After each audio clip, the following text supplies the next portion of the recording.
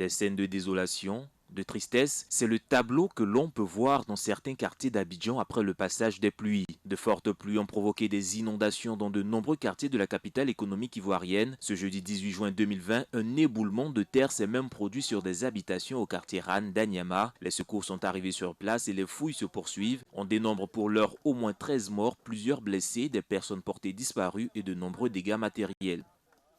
Le pont est tombé sur les gens. Il dit, c'est quel pont? Bon, allons-y voir, voir ce qui se passe. On vient voir, c'est tombé sur une grande partie des personnes.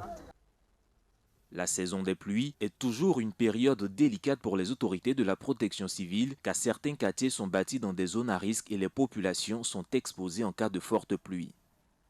Les recherches continuent. Vous avez vu les équipes déployées. Une vingtaine de maisons emportées sur 70 mètres. C'est une zone non constructible. Et c'est une zone qui a été conçue dans le plan d'urbanisation pour recueillir les eaux en cas de pluie décennale.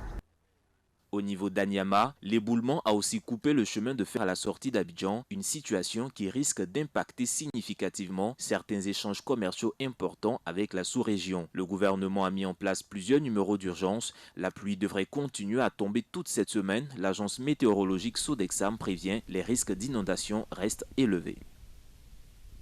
Toujours en Côte d'Ivoire, suite à l'attaque terroriste de Kafolo dans le nord du pays, l'état-major général des armées a mis en place une opération de ratissage engageant les moyens aériens et terrestres dans le parc national de la Comoé ainsi que dans la zone de Kafolo. Selon un communiqué de l'état-major, au 6e jour, le bilan s'établit comme suit. 27 individus interpellés, du matériel logistique détruit, du matériel de communication saisi. Pour rappel, cette attaque meurtrière de Kafolo s'est déroulée dans la nuit du 10 au 11 juin dernier et a fait une dizaine de morts et plusieurs blessés.